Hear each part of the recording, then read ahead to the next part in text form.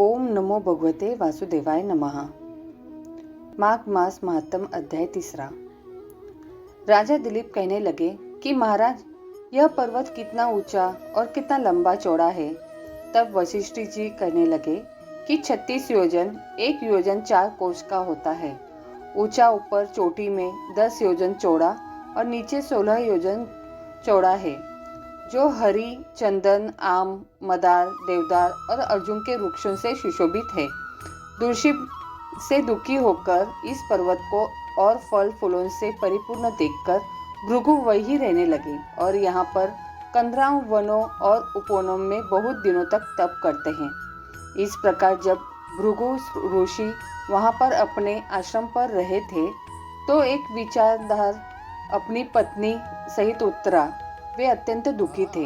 उन्होंने भृगु ऋषि को प्रणाम किया और ऋषि ने बड़े मीठे स्वर में उनसे कहा कि हे विद्याधर, तुम बड़े दुखी दिखाई देते हो, इसका क्या कारण है?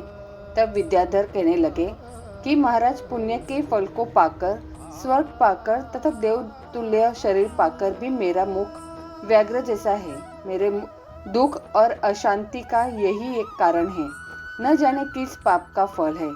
मेरे चित्त की व्याकुलता का दूसरा कारण भी सुनिए। मेरी पत्नी अति रूपवती, मीठा वचन बोलने वाली, नाचने और गाने की कला में अति प्रवीण, शुद्ध चित्त वाली, सातों सुरों वाली, वीणा बजाने वाली, जिसने अपने कंठ से गाकर नारद जी को प्रसन्न किया, नाना स्वरों के नाद से वीणा बजाकर कुबेर को प्रसन्न किया, अनेक प्रकार के नाच ताल से शिवजी महाराज भी अति प्रसन्न हो और रोमांचित हुए। शील, उदारता, रूप तथा यौवन में स्वर्ग की कोई अप्सरा भी इस जैसी नहीं है। कहाँ ऐसी चंद्रमुखी स्त्री और कहाँ मैं व्याघ्र मुख वाला। यही चिंता सदैव मेरे हृदय को जलाती है। विद्याधर के ऐसे वचन सुनकर तीनों लोगों की भूत, भविष्य और वर्तमान की बात जानने वाले तथा दिव्य दृष्टि वाले ऋषि कहने लगे कि हे विद्याधर, कर्म के विचित्र फलों को प्राप्त होकर ज्ञानी पुरुष भी मोह को प्राप्त हो जाते हैं। मक्खी के पैर जितना विष भी प्राण लेने वाला हो जाता है। छोटे छोटे पापों का फल भी अत्यंत दुखदायी हो जाता है। तुमने माघ मास की एकादशी का व्रत करके द्वादशी न आने तक शरीर में तेल लगाया, इसी पाप कर्म से व्यग्र हुए। एकादशी के दिन उपवास करके द्वादशी को तेल लगाने से राजा पूर्वखा ने भी कुरूप शरीर पाया था। तब वह अपने कुरूप शरीर को देखकर दुखी होकर हिमालय पर्वत पर देव सरोवर के किनारे पर गया। प्रीतिपूर्वक शुद्ध स्नान कर कुशा से आसन पर बैठकर भगवान कमल नेत्र, शंख, चक्र, गदा, पद्म के धारण करने वाले पीताम्बर पहने, वनमाला धारण किए हुए विष्णु का चिंतन करते राजा पूर्वखा ने 3 मास तक निराहार रहकर भगवान का चिंतन किया। इस प्रकार 7 जन्मों में प्रसन्न होने वाले भगवान राजा के 3 महीने के तप से ही अति प्रसन्न हो गए और माघ की शुक्ल पक्ष की एकादशी को प्रसन्न होकर भगवान ने अपने शंख के जल से राजा को पवित्र किया। भगवान ने उसके तेल लगाने की बात याद दिलाकर सुंदर देवताओं का सा रूप दिया, जिसको देखकर उर्वशी भी उसको चाहने लगी और राजा कृतकृत्य होकर अपनी पुरी को चला गया। भृगु ऋषि कहने लगे कि हे विद्याधर, इसलिए तुम क्यों दुखी होते हो? यदि तुम अपना यह राक्षसी रूप छोड़ना चाहते हो तो मेरा कहना मानकर जल्दी ही पापों को नष्ट करने वाली हेमकूट नदी में माघ में स्नान करो, जहाँ पर ऋषि सिद्ध देवता निवास करते हैं। अब मैं इसकी विधि बतलाता हूँ। तुम्हारे भाग्य से माघ मास आज से 5वें दिन ही आने वाला है। पौष शुक्ल एकादशी से इस व्रत को आरंभ करो। भूमि पर सोना, जितेंद्रिय रहकर दिन में 3 समय स्नान करके महीना भर निराहार रहो। सब भोगों को त्याग कर तीनों समय भगवान विष्णु का पूजन करो। जब तुम द्वादशी को शिवजी स्तोत्र और मंत्रों से पूजन करोगे तो तुम्हारा मुख देखकर सभी चकित हो जाएंगे और तुम अपनी पत्नी के साथ सुखपूर्वक क्रीड़ा करोगे। माघ मास के प्रभाव को जानकर सदा माघ में स्नान करो। पाप दरिद्रता से बचने के लिए मनुष्य को सदा यत्न से माघ मास का स्नान करना चाहिए। स्नान करने वाला इस लोक तथा परलोक में सदा सुख पाता है। वशिष्ठ जी कहते हैं कि हे दिलीप, भृगु जी के यह वचन सुनकर यह विद्याधर अपनी स्त्री सहित उसी स्थान पर पर्वत के झरने में माघ का स्नान करता रहा और उसके प्रभाव से उसका मुख देव सदृश हो गया और वह मणिग्रीव पर्वत पर आनंद से रहने लगे। भृगु जी भी नियम की समाप्ति पर शिष्यों सहित ईवा नदी के तट पर आ गए। ओम नमः शिवाय। श्री शौनक जी ने कहा, महाभाग सुत जी, आप धन्य हैं, परमार्थ तत्व के ज्ञाता है। आपने कृपा करके हम लोगों को यही बड़ी अद्भुत एक दिव्य कथा सुनाई है। भूतल पर इस कथा के समान कल्याण का सर्वश्रेष्ठ साधन दूसरा कोई नहीं है। यह बात हमने आज आपकी कृपा से निश्चय पूर्वक समझ ली। सुत जी, कलयुग में इस कथा के द्वारा कौन कौन से पापी शुद्ध होते हैं, उन्हें कृपा पूर्वक बताइए और इस जगत को कृतार्थ कीजिए। सुत जी बोले, मुने, जो मनुष्य पापी, दुराचारी, खल तथा काम क्रोध आदि में निरंतर डूबे रहने वाले हैं, वे भी इस पुराण के श्रवण पठन से अवश्य ही शुद्ध हो जाते हैं। इस विषय में जानकर मुनि इस प्राचीन इतिहास का उदाहरण दिया करते हैं, जिसके श्रवण मात्र से पापों का पूर्णतया नाश हो जाता है। पहले की बात है, कहीं किरातों के नगर में एक ब्राह्मण रहता था, जो ज्ञान में अत्यंत दुर्बल, दरिद्र, रस बेचने वाला तथा वैदिक धर्म से विमुख था। वह स्नान, संध्या आदि कर्मों से भ्रष्ट हो गया था और वैश्य वृत्ति में तत्पर रहता था। उसका नाम था देवराज। वह अपने ऊपर विश्वास करने वाले लोगों को ठगा करता था। उसने ब्राह्मणों, क्षत्रियों, वैश्यों, शूद्रों तथा दूसरों को भी अनेक बहानों से मारकर उनका धन हड़प लिया था, परंतु उस पापी के थोड़ा सा भी धन कभी धर्म के काम में नहीं लगाता था।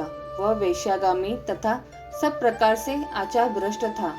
एक दिन घूमता घूमता वह देव योग से प्रतिष्ठानुपुर में जा पहुंचा। वहां उसने एक शिवालय देखा, जहां बहुत से साधु महात्मा एकत्र हुए थे। देवराज उस शिवालय में ठहर गया, किंतु वहां उस ब्राह्मण को ज्वर आ गया। उस ज्वर से उसको बड़ी पीड़ा होने लगी।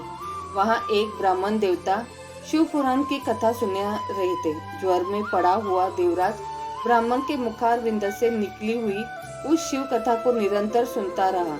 1 मास के बाद वह ज्वर से अत्यंत पीड़ित होकर चल बसा। यमराज के दूत आए और उसे पाशों से बांधकर बलपूर्वक यमपुरी में ले गए। इतने में ही शिवलोक से भगवान शिव के पार्षदगण आ गए। उनके गौर अंग कपूर के समान उज्जवल थे, हाथ त्रिशूल से सुशोभित हो रहे थे। उनके संपूर्ण अंग भस्म से उद्भासित थे और रुद्राक्ष की मालाएं और उनके शरीर की शोभा बढ़ा रही थी। वे सबके सब क्रोध पूर्वक यमपुरी में गए और यमराज के दूतों को मार पीट कर बारंबार धमकाकर उन्होंने देवराज को उनके चंगुल से छुड़ा लिया और अत्यंत अद्भुत विमान पर बिठाकर जब वे शिवदूत कैलाश जाने को उद्यत हुए, उस समय यमपुरी में बड़ा भारी कोलाहल मच गया।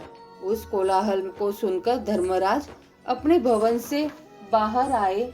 साक्षात दूसरे रुद्रों के समान प्रतीत होने वाले उन चारों दूतों को देखकर धर्मराज ने उनका विधि पूर्वक पूजन किया और ज्ञान दृष्टि से देखकर सारा वृत्तांत जान लिया।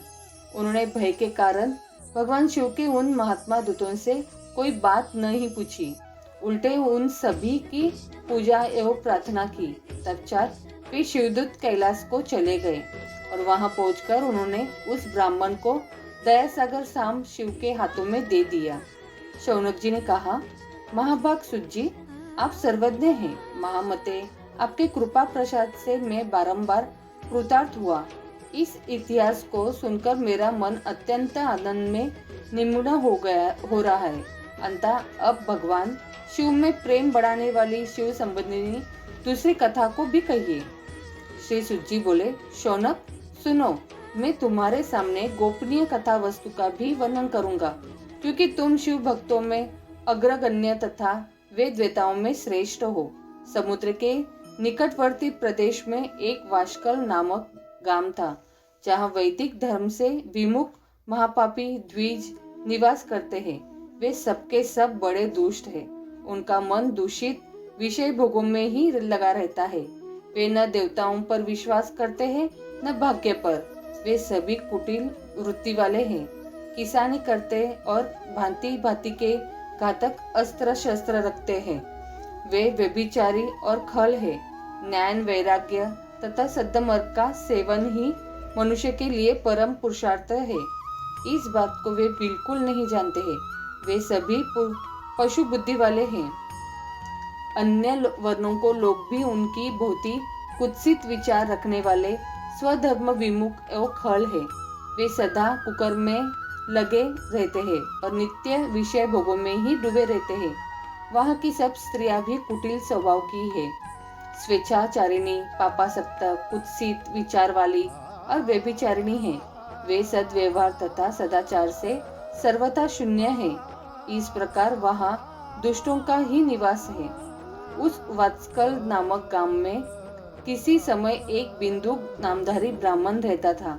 वह बड़ा अधम था, दुरात्मा और महापापी था। यद्यपि उसकी स्त्री बड़ी सुंदर थी, तो भी वह कुमार गर्भ पर ही चलती थी। उसका पत्नी का नाम चंचुला था। वह सदा उत्तम धर्म के पालन में लगी रहती थी, तो भी उसे छोड़कर वह दुष्ट ब्राह्मण वेश्यागामी हो गया था। इस तरह कुकर्म में लगे हुए उस बिंदु को बहुत वर्ष व्यतीत हो गए। उसकी स्त्री चंचुला काम से पीड़ित होने पर भी स्वधर्म नाश के भय से क्लेश सहकर भी दीर्घ काल तक धर्म से भ्रष्ट नहीं हुई, परंतु दुराचारी पति के आचरण से प्रभावित हो आगे चलकर वह स्त्री भी दुराचारिणी हो गई। इस तरह दुराचार में डूबे हुए उन मूढ़ चित्त वाले पति पत्नी का बहुत सा समय व्यर्थ बीत गया। तदंतर शूद्र जातीय वेश्या का पति बना हुआ वह दूषित बुद्धि वाला दुष्ट ब्राह्मण बिंदुक समयानुसार मृत्यु को प्राप्त हो नरक में जा पड़ा।